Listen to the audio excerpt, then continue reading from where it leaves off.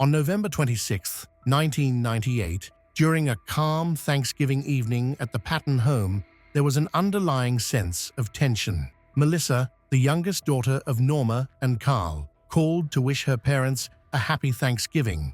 Their conversation was routine, filled with usual topics like holiday plans, gift selections, and Christmas preparations. Melissa expressed her desire for her children to celebrate the holidays at her parents' house, a tradition they followed every year. However, when Christmas arrived, there was no phone call or knock on the door. Norma and Carl grew concerned, but still hoped their daughter and her family would make a last-minute appearance, as they occasionally did. As the hours went by, without anyone arriving, the gifts sat unopened beneath the tree, shimmering with holiday lights. It all began like any other day. But soon, Norma became worried when several days passed without hearing from their daughter. Melissa usually contacted them when things changed, but this time felt different. The parents attempted to call her, but there was no response. They also tried to reach their son-in-law, Christopher Wolfenbarger, but he was unreachable as well. Melissa, her husband, and their children lived in Atlanta, while her parents resided in their comfortable home in Locust Grove, Georgia. In January, after weeks of worrying silence, Norma and Carl drove to Atlanta. They took the familiar route to the duplex on Brooklyn Avenue. But what they found was heartbreaking. The apartment doors were open, yet the inside felt unsettlingly empty. The rooms were spotless and perfectly arranged, as if their daughter and her family had never lived there at all. It seemed like someone had intentionally wiped away all signs of their existence. Norma went door to door, asking neighbors if they had seen Melissa or her children. One neighbor remembered seeing them loading things into a moving truck just before New Year's, but no one knew where they were going. It felt as though they had left suddenly, without any notice and with no intention of coming back. Norma and Carl were in distress. They felt certain that if something were wrong, Melissa, their daughter, would have contacted them. She had always been honest and communicative. If her plans had changed, she wouldn't have kept it a secret. Norma decided they couldn't ignore the situation. If Melissa and her family had left, someone must know what happened. They reached out to the glass manufacturing company where their son-in-law, Christopher, worked. The management confirmed that Christopher was employed there as a truck driver but had recently been let go due to an accident involving one of the company vehicles. When they inquired about Christopher's future plans, the management had no information. He had simply disappeared along with his family. Time went by without any updates. In January and February, Norma kept trying to contact Melissa, but each day brought only more disappointment. Her birthday in February was particularly hard. Melissa usually called to wish her well, even when she was busy, but this time there was no call. Norma finally understood that her daughter's silence was not a mistake. Something awful must have happened. What could have caused Melissa to leave her previous life behind? Norma and Carl struggled to understand. They remembered how their youngest daughter was always cheerful and affectionate. From a young age, she stood out among her peers, actively joining school beauty pageants and assisting her older sister, Tina, with her projects. They had dreamed together of opening a veterinary clinic to rescue as many animals as possible. However, those dreams faded when Melissa's teenage rebellion began, leading her into trouble with legal issues, running away from home, and her first serious relationship. Christopher became her sole support during those challenging times when she felt caught between her parents' rules and her desire to discover herself. Marriage brought changes to her life, making it seem like everything was finally falling into place. She moved to the city with Christopher, had children, and their life looked happy. However, her parents sensed something was wrong beneath the surface. They felt a deep unease. In January 1999, standing in the empty apartment on Brooklyn Avenue, their concerns became real. They were overwhelmed with questions. What had happened to their daughter and her family? Why were all leads fruitless? Why did their search for answers continually hit dead ends? Why hadn't any of the neighbors seen Melissa since New Year's? What happened to her children? These small details took on a dark significance. suggesting something much more troubling was going on. Leaving the situation unresolved felt like a betrayal, so Norma continued her search for information, clutching at any clues to understand what had happened to her cherished daughter. What began as a simple family holiday had turned into a desperate quest. No one could have anticipated the truth that awaited them, a truth that would change their lives forever. The management at the bakery, where Melissa worked, reported that she hadn't been seen for over a month. Her co-workers mentioned that she simply stopped coming to work, as if she had disappeared without a trace. No one was sure if she had found another job. They explained that one day she just didn't show up for her shift and didn't provide any notice. Some co-workers even went to her home, but it was futile. Neighbors simply shrugged and said the family had moved away, but no one knew their new location. As time went on, Carl and Norma grew increasingly anxious as there was still no news from Melissa. They were worried sick, praying for their daughter's safe return. With each month that passed, their hope dimmed, but they held onto it tightly as if it were their only lifeline. They struggled to understand why Melissa hadn't reached out, since she had always maintained a close connection with them, even during her difficult teenage years. It felt like they were trapped in a nightmare. By January 2000, the Patton family was becoming increasingly worried. Norma reported Melissa missing to the police, prompting an investigation. Detectives quickly found Melissa's husband, Christopher, who had also been out of touch. He eventually returned, but Melissa and the children were still missing. Christopher stated that Melissa had left voluntarily, pursuing her dream of a new life in California. However, Norma and Carl knew their daughter well. They were convinced she would never simply vanish without any explanation. Although the parents were convinced that Christopher was concealing information, the police found no reason to take further action. Melissa was an adult and had the right to go to California if she chose to do so, since her husband had not reported her missing. The police did not consider her a missing person, as there was no evidence of any crime. The investigation reached a standstill. Christopher maintained that Melissa had been preparing for this move for some time by working extra shifts at the bakery, saving money, and occasionally renting a hotel room to avoid a long commute after tiring hours. He claimed this was her way of getting ready for a new chapter in her life. One day, she simply did not return, and Christopher believed she had finally gone through with her plan to leave for California on her own. He emphasized that there was nothing peculiar about her departure, attributing it to Melissa's wish to start anew. Detectives aimed to pressure Christopher by discussing his past. His childhood was filled with difficulties. While they did engage in some minor trouble, their lives mostly revolved around impulsive choices even before their marriage. However, they soon became evident that Christopher wasn't being completely honest. Records revealed that Melissa had filed multiple complaints regarding domestic abuse. She reported that the aggression extended beyond just him raising his hand. On one occasion, he reportedly gave her banned substance and dragged her down the street by her hair, disregarding her cries for help. When Christopher learned of these allegations, he filed a counterclaim, complicating the legal situation. During one hearing, Christopher requested to speak with Melissa privately. After a brief, unheard conversation, Melissa decided to drop her complaint and went home with him, simply stating, "They have kids, after all." After Melissa disappeared, Christopher took an unexpected step. He moved out of their home and went to live with relatives. The children stayed with their grandmother, and Christopher only visited them occasionally.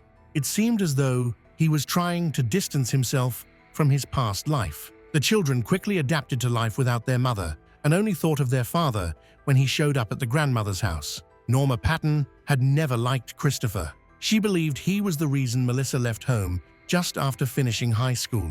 To her, this marriage was a source of disappointment and pain. He was never who he pretended to be. She often remarked, while looking at photos of her daughter, now that Melissa was gone, those words felt eerily prophetic. As the details of the past started to come to light, a troubling and darker image of the Wolfenbarger family took shape, revealing that their happiness was just a facade.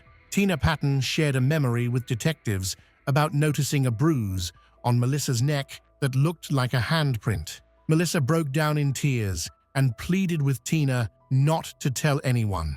Christopher Wolfenberger, Melissa's husband, frequently changed his story. Initially, he said the last time he saw Melissa was in December 1998. However, during questioning in the spring of 2000, he unexpectedly claimed that he had seen her on the street close to their home in March or April of 1999. This inconsistency raised further suspicions without providing any clear answers in the case. In 2003, 5 years later, the Patton family was back in the news, but this time the focus was on Carl Patton. He had been arrested due to a serious crime. It was revealed that Carl had previously encountered legal issues in the mid-1980s when he served a brief sentence for theft and was released on parole. Although he had attempted to avoid further trouble, his past eventually caught up with him. Over 20 years later, DNA evidence connected him to a crime. On February 23, 2003, Carl was taken into custody for the murder of 31-year-old Liddy Matthew Evans, which occurred in 1977. Her body had been discovered in a river, wrapped in a sleeping bag and attached to a concrete block, with a gunshot wound to the head as the cause of death. This incident was not the only crime linked to Carl. After Carl's arrest, his wife Norma made a surprising decision. She agreed to testify against him in exchange for immunity. This arrangement was finalized, and Norma began sharing detailed testimony that shocked everyone. She revealed that between 1970 and 1977, Carl and his friend Joe Cleveland committed several crimes, starting with the murder of Carl's uncle, Fred Wyatt, and his uncle's girlfriend, Carl, fearing that Norma knew too much, persuaded her to help eliminate any possible witnesses. Norma recounted that on December 17, 1977, Carl brought his uncle and his uncle's girlfriend to their home, where he used a shotgun to kill them. Afterward, he and Norma wrapped the bodies in sleeping bags, added weights, and disposed of them in the river.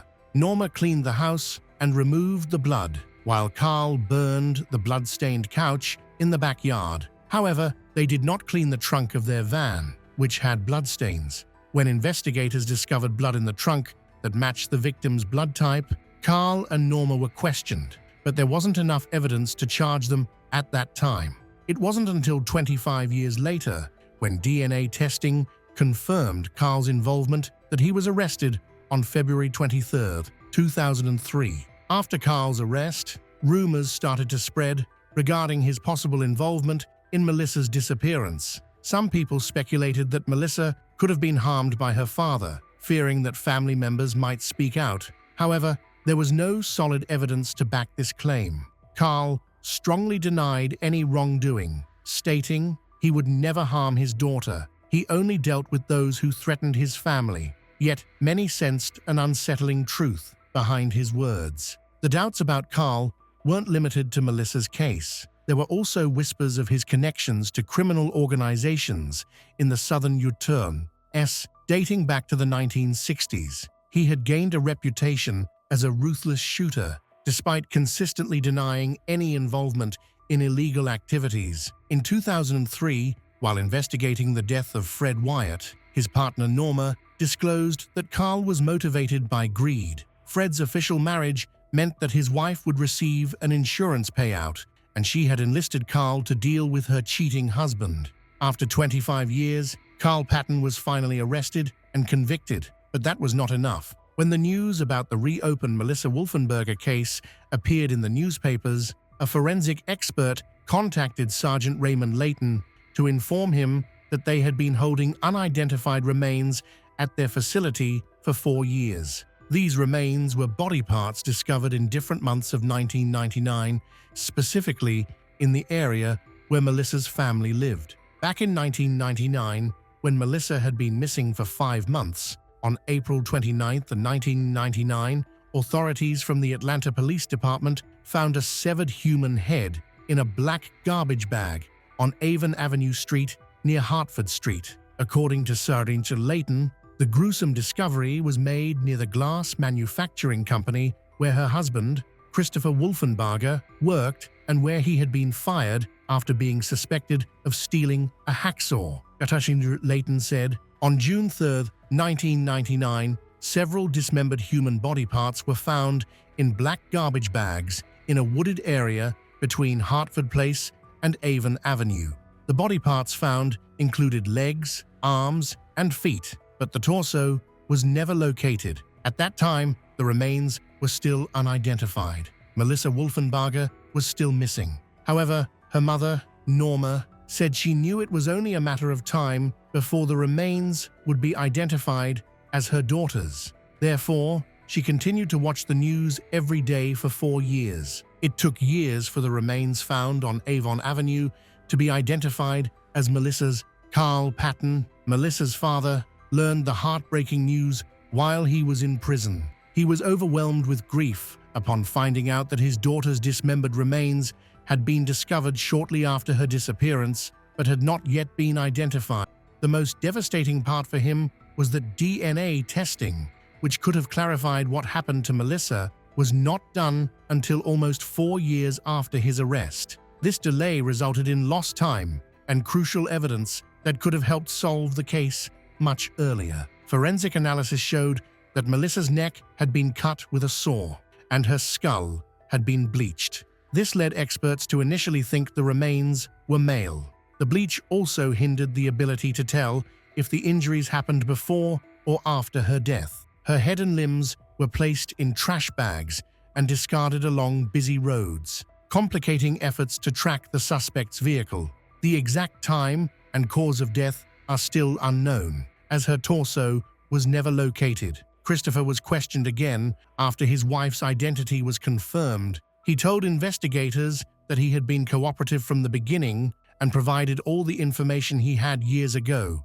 He claimed he had no reason to hurt Melissa, noting that there was no life insurance, no assets, and no debts involved. Christopher pointed out that he would never have left her remains near his workplace, as it would only raise suspicion. He even spoke to reporters, expressing his belief that Melissa had changed her name and started a new life elsewhere, and he hoped she would return one day, especially for their children's sake. This is why he never reported her missing. Tina, Melissa's older sister, felt the loss more than anyone else. For her, it wasn't just an open case, it was a continuous source of anguish. She often had nightmares in which Melissa cried out for help, but Tina was unable to save her. Meanwhile, Carl, who was in prison, transformed as well. He yearned for justice for his daughter, but felt powerless. For the first time, he genuinely understood the suffering experienced by the families of his own victims. The most surprising part of this story is that Carl, a convicted criminal, dedicated his last years to seeking justice for his daughter Melissa. Although he clearly loved her, her death remained unsolved. Her remains had been discovered, but no one had been arrested or charged. In 2017, Norma Patton reached out again, this time contacting Cheryl McCollum, an investigator who specializes in cold cases. Cheryl, known for her true crime podcasts and shows, first met Norma at a formal dinner. That evening, Norma approached her and immediately said her daughter was decapitated and she needed Cheryl help. This marked the start of a new investigation. Cheryl recognized that the case would be challenging, so she advised Norma to review all the evidence again. She arranged a new search of the wooded area where the bags containing the remains were discovered years earlier, hoping to find even a small clue to help solve the mystery. However, their efforts had not yielded any results so far. Norma remained determined and believed that the truth about her daughter's death would eventually emerge. Meanwhile, Cheryl persisted in her investigation of the Melissa Wolfenbarger case, searching for that one crucial detail that could uncover the entire story. When investigator Cheryl started her work, she could not have anticipated the many hidden details she would uncover. Right from the beginning, she began exchanging letters with Carl Patton, Melissa's father. In these letters, Carl shared his memories and his suspicions about who was responsible for his daughter's disappearance. He repeatedly pointed to her husband, Christopher Wolfenbarger, Carl was clear in his feelings about his son-in-law. He believed Christopher had negatively impacted his daughter's life from the very start of their relationship. Melissa used to be a happy and vibrant person, but everything changed when Christopher came into her life. Carl believes that Christopher influenced her to sneak out of the house at night to meet him, taught her how to steal, and even attempted to steal Carl's car twice in order to run away to California with Christopher. After Melissa became pregnant and had their daughter, Christopher's control over her intensified. He worked to cut her off from her parents, so Norma and Carl only got to see their granddaughter, Christina. When Christopher was at work, Melissa would speak in a scared whisper, worried that she would get into serious trouble if her husband found out that her parents had visited. Carl remembered how Melissa ignored his warnings. Even with the constant bruises on her arms and neck from Christopher, she thought she could turn her life around. But when she didn't come for Christmas, Carl sensed something was seriously wrong. He suspected that Christopher was connected to her disappearance, but he found it difficult to prove. What troubled Carl the most was that his grandchildren didn't realize their mother hadn't left to begin a new life. She was gone forever. In his letters, Carl explained how he attempted to help with the investigation while he was in prison. He encouraged the experts to look for DNA traces in the trash bags with the remains, pointing out that the person who tied the knots might have left evidence behind. He mentioned, "There's no such thing as a perfect crime," yet the police never found any evidence connecting Christopher to the case. Carl remained hopeful that the investigation would eventually produce results. In one of his letters, Carl thanked Cheryl for her support and mentioned that he only realized the severity of his own actions after losing his daughter. This profound loss helped him understand the pain experienced by the families of his victims. He hoped that one day his grandchildren would learn the truth about their mother. Cheryl also met with Norma several times, during which Norma expressed her strong belief that Christopher was responsible for her daughter's death. However, detectives were still unable to link Christopher to Melissa's disappearance. Cheryl McCollum looked into the idea of involving Liddy Evans's children, who is one of Carl's victims, to determine if any family members might have a reason to seek revenge. The police entertained the theory that someone related to Carl's past crimes could have wanted to retaliate, but this idea was soon dismissed. Carl's criminal activities only became known years after Melissa went missing. Liddy's children decided to participate in a podcast interview to share her story, believing that Melissa deserved justice, even though her father was a criminal. One of the forensic experts discussed the autopsy results. He suggested that Melissa's dismemberment could have happened at the glass company where Christopher was employed, rather than at home. The remains were discovered at a dump site close to the building, and all the tools needed for dismemberment were accessible there. However, the police did not find any blood or DNA evidence at the facility, which made it impossible to confirm this theory. It was still uncertain where the crime occurred and, crucially, who was responsible for it. Cheryl paid close attention to every detail. She hired specialists, reviewed all case materials, and maintained constant communication with Carl. All the experts agreed on one point: Christopher was the most likely suspect. Cheryl expressed that she would stake her reputation on ensuring the perpetrator was caught. Melissa's story was the first episode of her podcast, which she launched in February 2023. In April 2024, a listener reached out to her, claiming to have seen a confrontation between Melissa and Christopher at a party. This revelation reinvigorated the case, providing new momentum. Investigators resumed their work with fresh determination. In early August, after over 20 years of uncertainty, Christopher Wolfenbarger was arrested on suspicion of a serious crime. Detectives revisited old leads, re-interviewed witnesses, and utilized new technology to gather information. When officers arrived at his home, he attempted to hide behind a dryer, which one officer noted was not typical behavior for an innocent person. While Christopher maintained his innocence, the charges against him had already been filed. Norma and Tina attended the press conference. Norma folded her hands and prayed quietly upon hearing the news of the arrest. The police had not revealed all the evidence behind the arrest, and Christopher's motives remained unclear. However, one thing was certain. Over 25 years after Melissa's disappearance, her family finally felt a renewed hope for justice. Court records show that Christopher Wolfenbarger's attorney requested a Fulton County Superior Court judge to dismiss the case, citing the state's delay in filing an indictment after the alleged crime. The judge disagreed with the defense's arguments regarding the 5th and 14th Amendments, allowing the case to proceed to trial. A new trial has been scheduled for May 5, 2025. Christopher remains in custody at the Fulton County Jail. Agostina Jalabert was born on March 23, 1991, in Carmen de Patagones, Buenos Aires, Argentina. She belonged to a well-known family and was the eldest of 3 daughters of Colina and Edgardo Jalabert, who served as the Secretary of Health in their city. Her uncle, German Jalabert, a former provincial minister of tourism, and was a pre-candidate for deputy in the Rio Negro region. Consequently, the Jalabert family was widely recognized in their province and other regions of Argentina. Those who knew Agostina since her childhood consistently praised her outstanding qualities. She was described as a sensitive, sincere, and loving child who had a passion for dogs. She excelled in design, crafts, and decoration. She had a keen sense of taste and excelled in many things. Agostina also had a strong interest in fashion. She even designed the graduation sweaters for her high school class.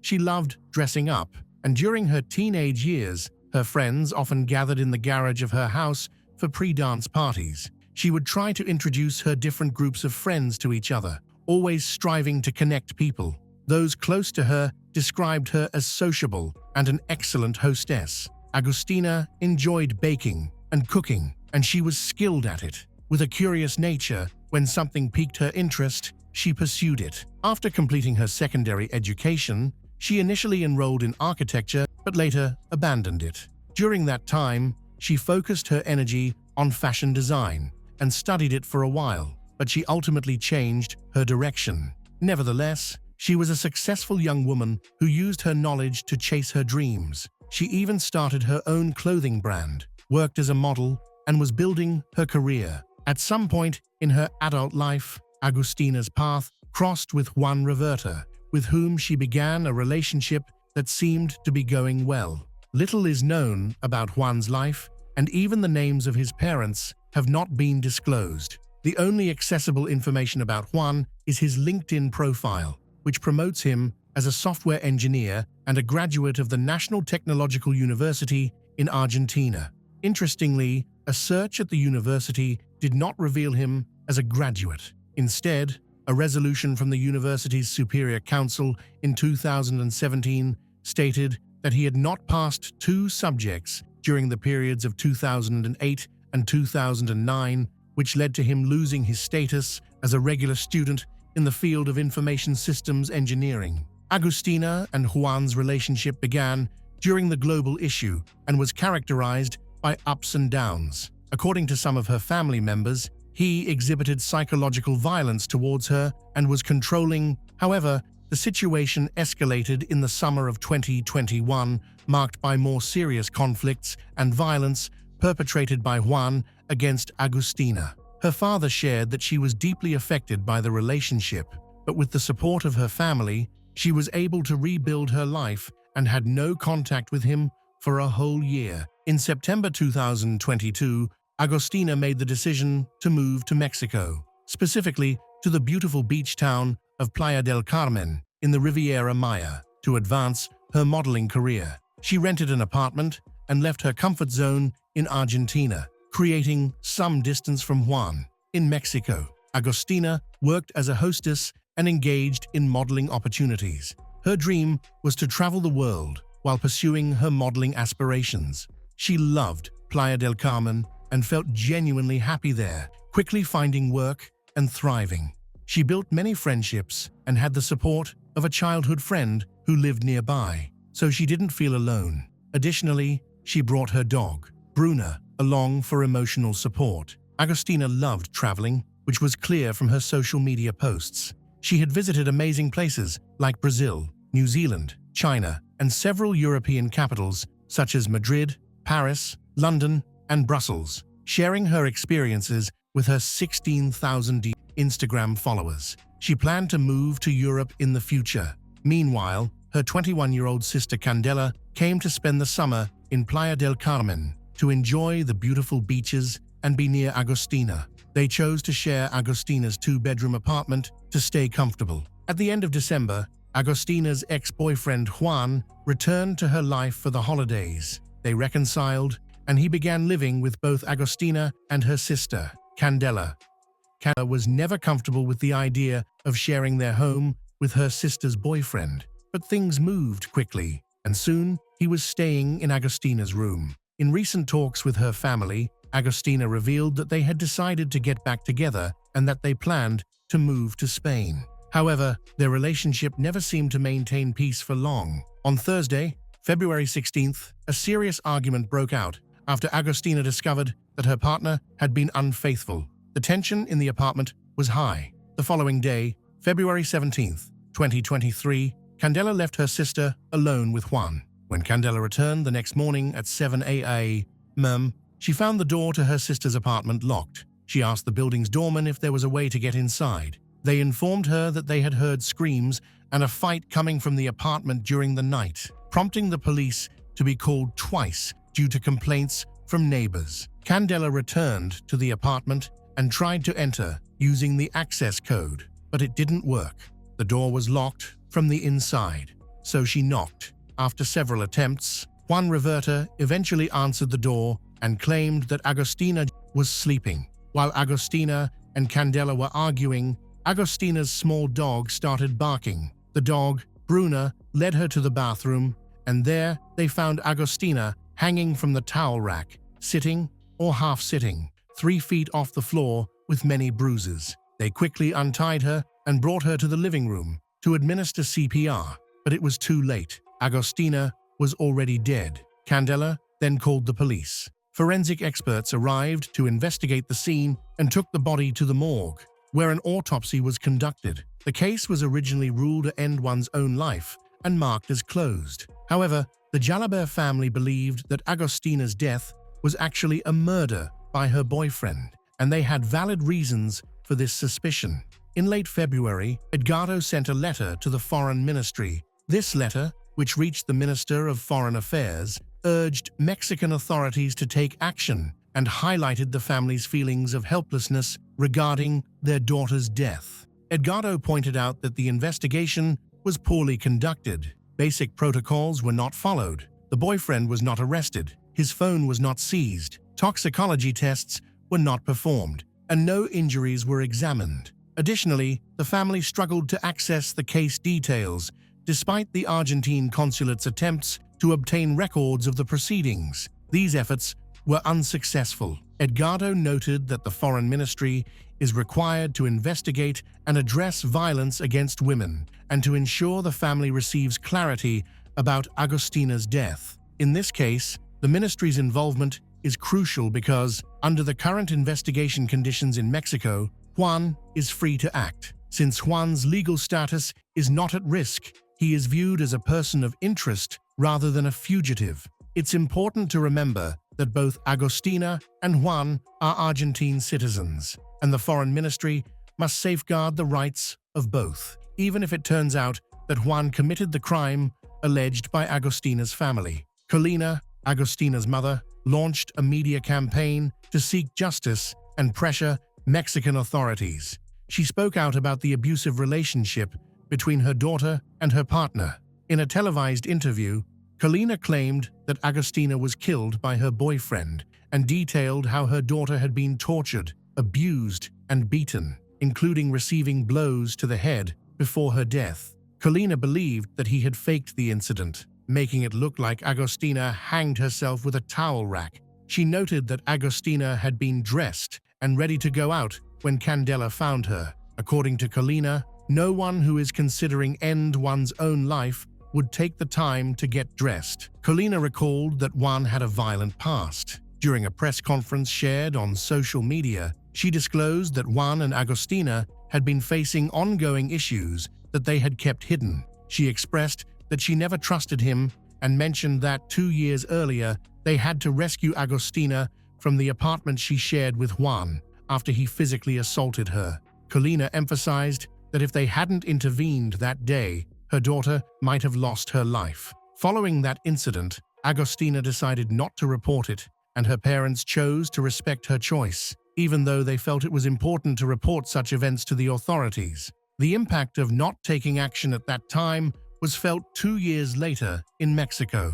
On Friday, February 17, at 2:30 p.m., Agostina sent a message to her mother expressing feelings of low self-worth and saying she didn't deserve to be with someone who would hurt her. Carolina offered her support from a distance and encouraged Agostina to leave the apartment. Carolina believed Agostina made a risky decision by going back to the violent man, which ultimately led to a bad outcome. Sadly, Juan Manuel's parents had reached out to the family and promised to help, but communication ceased when Juan failed to attend a scheduled Zoom meeting to explain his side of the story. Carolina stated that Juan had been evading contact, but suspected he was still monitoring the situation to stay updated.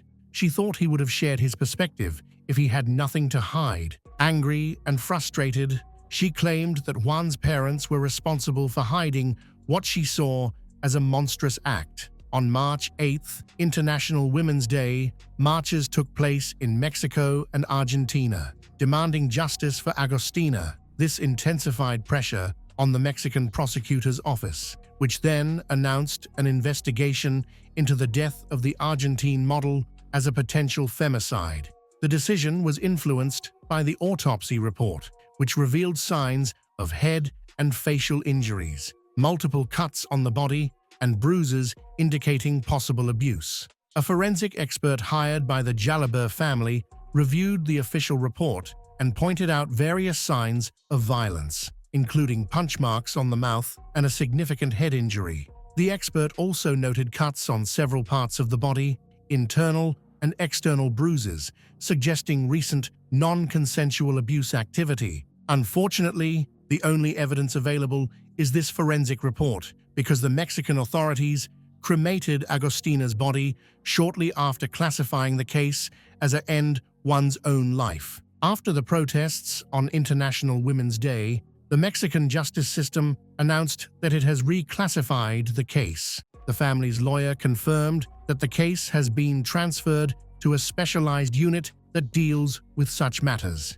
She accused the main suspect, Juan Reverter, of trying to stage a end one's own life case and pointed out signs of violence at the crime scene. The apartment was locked from the inside, and both the victim and her partner had visible injuries. A leg from a table was found out of place on the floor, and 2 calls were made to the police the night before. The lawyer criticized the judicial investigation, stating that the crime scene was not properly secured, which goes against established protocol. It is crucial that both the scene and the victim's body be preserved until the investigation is complete. She also noted that due to various mistakes, information that could have been accessed from the devices was lost, as the suspect took the cell phones and all related data with him. The investigation into Agostina's death in Mexico is proving to be difficult for her family, who are monitoring the situation from Argentina, over 7,000 kilometers away, facing different legal and cultural challenges. On March 13, 2023, the prosecutor from Quintana Roo stated during a press conference that Agostina, an Argentine model and influencer, had died by end her own life. He mentioned a history of violence in her relationship with her partner, raising the possibility that Juan may have played a role in her decision to take her life, which could now be part of the investigation. When asked by reporters about the cigarette burns found on Agostina's body, the prosecutor claimed those injuries were inflicted before her death. He indicated that there had been a violent incident between her and her partner the night prior, and there is substantial evidence to support this. The prosecutor mentioned that Juan had been questioned by the investigative police, but there was not enough evidence at that time for an arrest or any legal action against him. Nevertheless, this did not rule out the possibility of him being pursued later if connections to Agostina's death were uncovered.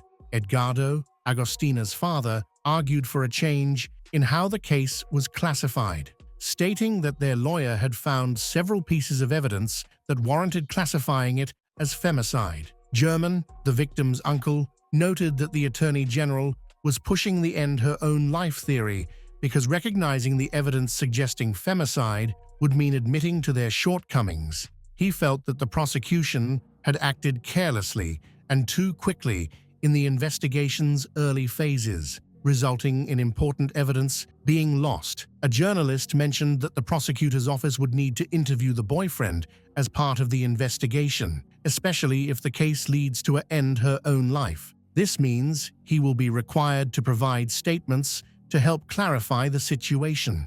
Additionally, the journalist noted that the crime was discovered over the weekend, a time when interns and junior investigators usually manage the inquiries in Mexico. This may have contributed to the mishandling of the case. He believes that their errors were not intentional but stemmed from inexperience, which impacted the way the investigation was conducted. A few days, news emerged in Argentina about a call received by Agostina's father.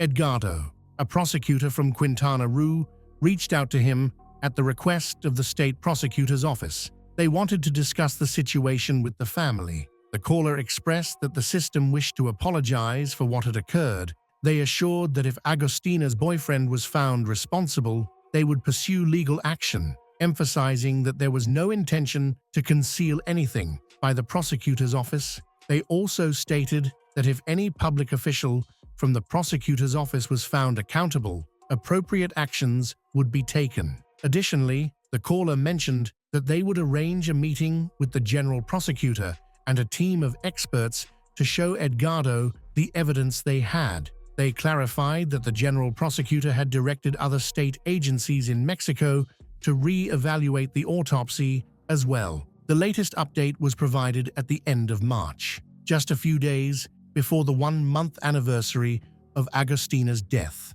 The case has been moved to the Women's Crimes Division, which means Agostina's case is now being treated as one involving femicide and gender violence. The lawyer is collaborating with the prosecutor assigned to the case and is focusing on gathering evidence to support the femicide angle, as well as examining Juan's potential involvement. She expressed regret for not being able to share more information, but indicated that all evidence related to the murder is currently sealed. The lawyer explained that Juan's arrest timeline will depend on the investigation's findings. It is the prosecutor's responsibility to decide whether there is enough evidence or if additional evidence is required. Despite this, the lawyer expressed confidence in her ability to prove their case. The Mexican justice system has not issued an arrest warrant for him, and no legal actions have been initiated in Argentina since the alleged crime took place in another country. While he is not in custody,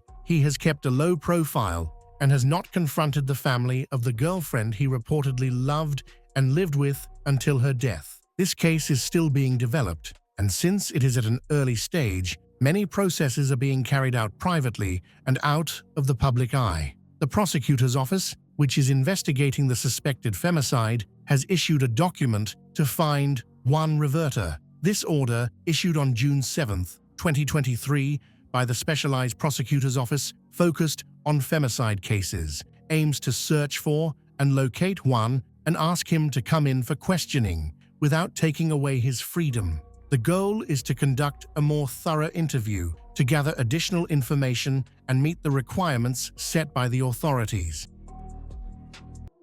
It was just after 4:30 in the morning when the tracking app on Sade Robinson's phone suddenly went dark. Earlier that night, she had left work, excited about her first date with a man she'd recently met. By sunrise, her car was in flames, and along the shores of Lake Michigan, something unimaginable was waiting to be discovered. Sade Robinson was born in 2004 in Vicksburg, Mississippi. She is the daughter of Sheena Scarborough and Carlos Robinson. Her life changed early on when she was just a year old. Her parents separated, Sade then moved with her mother to Milwaukee, settling into her grandparents' home.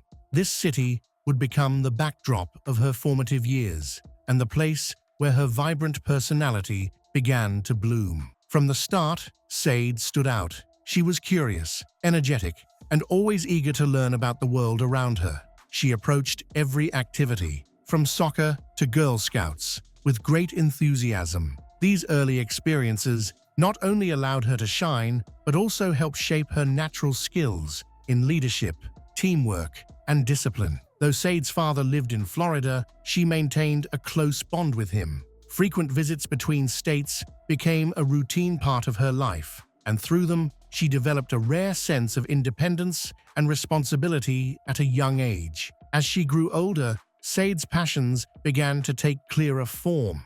She was drawn to the arts, especially rap music and dance, where she could express herself freely. But her dreams weren't limited to the creative world. She also felt a deep desire to serve her country and envisioned herself someday joining the armed forces. Her academic record was equally impressive. Sade was known as a standout student, always focused and determined. Yet, even with her achievements, she wasn't immune to challenges. During 7th grade, she encountered difficulties at school. As a result, she made the brave decision to relocate to Florida and live with her father, seeking a fresh start. Once again, Sade showed resilience in her new environment. She continued to excel, both socially and academically. Teachers and peers alike admired her focus, her ambition, and her quiet confidence, one that was rooted in strength rather than pride.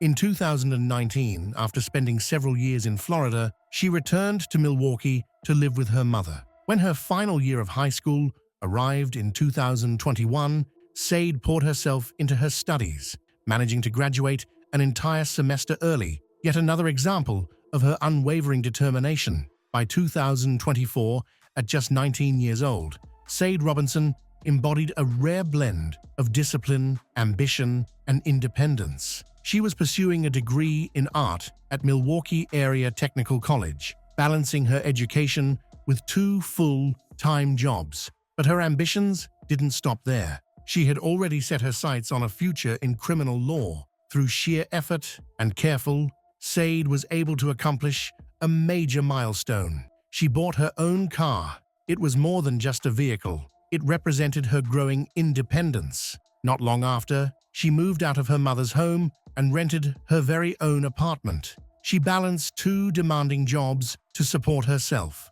One of them was at Pizza Shuttle, where her work ethic, discipline, and initiative didn't go unnoticed. She quickly rose through the ranks and was promoted to manager. Her second job was at the prestigious Wisconsin Country Club, where she also helped her younger sister secure a position, making sure her sibling had access to the same opportunities that had shaped her own path. At that moment, her future looked incredibly bright. She had clear goals, the discipline to chase them, and the kind of maturity most people twice her age hadn't yet reached. Yet, behind all of that strength and focus, Sade still carried the hopes of any young woman her age. She dreamed of love, companionship, and a meaningful connection. What she never expected was that this search would lead her into the most dangerous moment of her life. April 1st, 2024 began like any other day for Sade. She started her morning shift at Pizza Shuttle, as she often did, took a few moments before work to catch up with her mother over FaceTime. Everything about the day seemed routine until the end of her shift. Sade was excited because she had a date planned that evening with a man she had recently met through a dating app. She left work to meet him. That would be the last time anyone in her group would see or hear from her. The following day, April 2nd, Sade didn't show up for her shift. She hadn't called in sick or left a message, which was completely out of character. Concern quickly spread among her co-workers. They began texting and calling her, hoping for an explanation, but there was no reply. Her family and close friends also began to worry. None of them had heard from her since the day before. As hours passed without a word, worry turned into panic. Those closest to her knew something was wrong. This was a chilling and inexplicable silence. As night fell and still no answers emerged. One of Said's friends made the police and report her missing. Before doing so, she checked Said's most recent social media activity and found something crucial: a Snapchat post of Saad. The timestamp was around 9 p.m. on the night of April 1st. That would be the final digital trace Saad left behind. On April 3rd, with no updates and mounting concern, police officers went to Saad's apartment. They knocked on the door, but there was no answer and no sounds from within. Unbeknownst to them, authorities elsewhere in the city had already made a horrifying discovery. At around 7:30 a.m. on April 2nd, 2024, the Milwaukee Fire Department received a report from local residents about a car on fire. When emergency crews arrived, they found thick smoke and flames engulfing a 2020 Honda Civic. The vehicle had been abandoned and was burning rapidly. Firefighters managed to contain the blaze. No one was inside the car, but the contents of the trunk raised immediate concern. A black coat, a pair of ripped jeans, and other women's clothing, charred but still identifiable. A cell phone, partially damaged by heat, was also recovered. The authorities now had physical evidence, but they still needed to know who the car belonged to. That answer would come soon, and it would change everything. Later that same day, Milwaukee County Sheriff's deputies were called to a different location. A man waiting for a friend had been walking along the edge of a park's beach when he stumbled upon something horrifying: a human leg lying near the shoreline. Forensic teams were called in, and after careful analysis, they determined the leg belonged to an African-American female. The remains were dismembered, but the condition of the limbs suggested the crime had occurred recently. As the investigation into Said's disappearance continued, one of the officers who had earlier visited her apartment learned of the discovery of the human remains. The physical description of the remains closely matched the details provided in the missing persons report for Said. Then, a second chilling confirmation arrived. The Honda Civic found burning that morning was registered to Said Robinson. With the pieces beginning to fall into place, detectives returned to her apartment. They spoke with the building's maintenance worker, who revealed that he had seen Said on the morning of April 1st. She seemed excited and said she was looking forward to a date after her shift. Investigators pulled the building's surveillance footage, which showed Said leaving her apartment at 9 p.m. On April 1st, she never returned. That footage, combined with the evidence from the car and the park, created an urgent new direction for the case. Authorities subpoenaed her phone records from her mobile carrier and traced her last text message to a number with a 262 area code. They didn't yet know who the number belonged to, but the content of the exchange made it clear it was the man she had planned to meet that night. Using that lead, police began cross-referencing phone data with surveillance footage. It soon emerged that Said and her date had met at a local venue called the Twisted Fisherman. Footage from the bar and witness statements from staff confirmed their presence there that evening. Another key piece of evidence came from the same friend who had filed the missing persons report. She revealed that she had access to Said's location through an app called Life 360, commonly used to track friends and family in real time. According to the app's log, the last known location for Said Robinson was Warnimont Park at 4:30 a.m. on April 2nd. A clearer timeline began to take shape. Investigators learned that she was originally scheduled to meet her date at 5 p.m.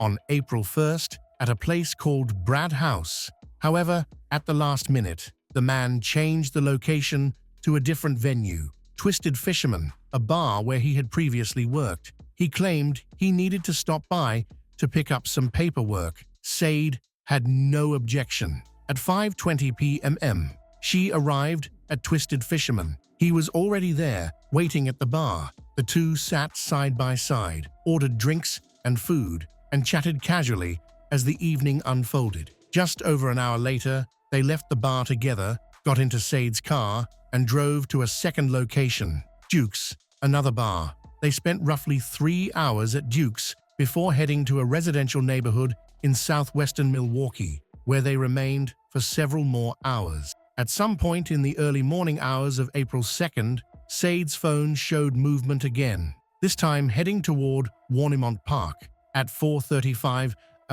her Life 360 tracking app went silent. The battery had died. That was the last signal the phone would ever send. All signs pointed to one horrifying conclusion. Said Robinson had been murdered, and the person she had trusted enough to meet that night was now the prime suspect. Thanks to swift and coordinated work by law enforcement, the investigation progressed rapidly. Authorities had already zeroed in on one individual. Though his name was still unknown to the public, police knew he was the last person to see Said alive. The evidence they had gathered was enough to obtain both an arrest warrant and a search warrant for the residence traced from Said's phone activity. On April 4th at 1 p.m., officers moved in. They arrived at the suspect's home and took him into custody.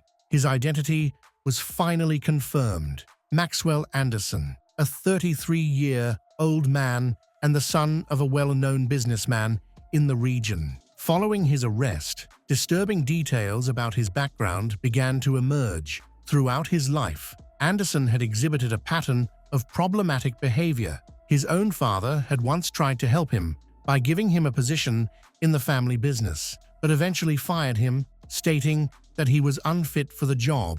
Anderson was also a U.S. Navy veteran, but in recent years he had drifted from one job to the next, working primarily as a bartender in various establishments across Milwaukee. None of the positions lasted long. Between 2014 and 2019, he had multiple arrests on record, mostly for minor offenses such as public disorder and disturbances. Investigators worked to determine exactly how Said and Anderson first met.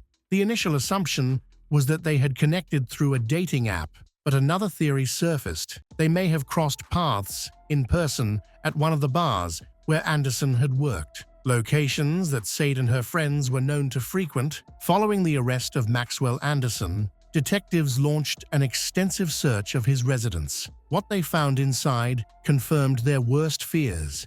In one of the bedrooms, investigators discovered bloodstains on the bedding and on a wall leading down to the basement. That area, they soon realized, held even more disturbing clues. Inside the basement, they located multiple gas canisters and electric saws, items that raised immediate suspicion. The basement wasn't just a storage area, it appeared to have been prepared for something dark, something planned.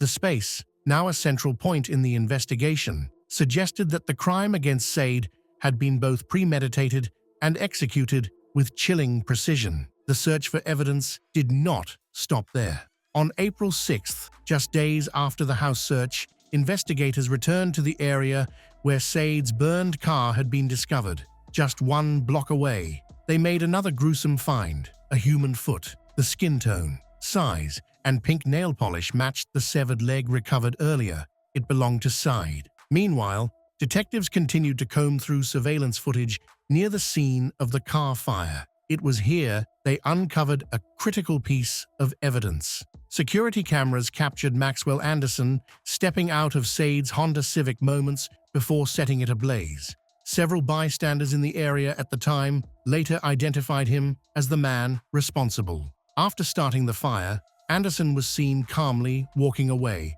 and boarding a nearby bus. But perhaps the most chilling revelation came from a key witness who knew Anderson personally. Alarmed by the news of Said's disappearance, this individual immediately went to the police. What they shared would reshape the entire investigation. A month before the crime, on March 5th, Anderson had allegedly described a plan to lure a woman to his basement, shoot her, dismember her body, and scatter the remains across the city. At the time, it seemed like a disturbing joke. In retrospect, it was a blueprint. The witness went on to describe a visit to Anderson's house just days before the murder. The basement, they said, was covered in plastic sheeting. There were 3 saws in plain view, a large tarp, and an area staged with intimate objects, further suggesting the calculated nature of the crime. Authorities feared there could be additional victims and began re-examining other reports linked to Anderson. In February 2024, a woman came forward claiming that after meeting Anderson at a bar, he invited her to his home. Once there, she began to feel unwell, leading her to suspect he had drugged her drink. She escaped before anything could happen. That escape may have saved her life. With mounting evidence, physical, digital, and testimonial, the prosecution built a powerful case. On April 12th, just 10 days after Sade Robinson vanished, Maxwell Anderson was formally charged with first-degree intentional homicide, mutilation of a corpse, and arson to conceal a crime. Though Anderson continued to claim innocence, the case against him was overwhelming. On the morning of June 6, 2025, the courtroom in Milwaukee was silent and tense. Families, reporters, and community members filled every seat. After months of grief, outrage, and unanswered questions, the moment had finally arrived. The jury had reached its decision. It took less than a day of deliberation. By 9:00 a.m. the next morning, their verdict was ready. Maxwell Anderson found guilty on all counts. First-degree intentional homicide, mutilation of a corpse, hiding a corpse, arson. It was official. The man who had lured 19-year-old Sade Robinson on a first date only to brutally kill and dismember her was now legally responsible for one of the most horrifying crimes Milwaukee had ever seen. The trial had laid bare every excruciating detail. Jurors were shown hundreds of surveillance images and forensic photographs. They listened to the testimony of dozens of witnesses. They saw snapshots of Sade in her final hours, alive, vulnerable, and unaware of the fate awaiting her. The prosecutor made the case clear. Sade was killed inside Anderson's home. He later dismembered her body, her remains, legs, arms, torso, even her right breast were scattered across counties. Some were found in the lake, others washed ashore, and in an attempt to erase it all, he set her car ablaze and walked away. Maxwell Anderson did not testify, and his defense team called no witnesses. His lawyer claimed the murder wasn't planned. However, the evidence suggested otherwise, revealing a sequence of events that started like any other night but culminated in horrifying violence. Sade Robinson was ambitious and full of potential. She was a student at Milwaukee Area Technical College, held 2 jobs, and was actively shaping her future. That future was taken from her. Now, justice has been served. Sentencing is scheduled for August 15th, but for her loved ones, the real sentence is something far greater: life without her.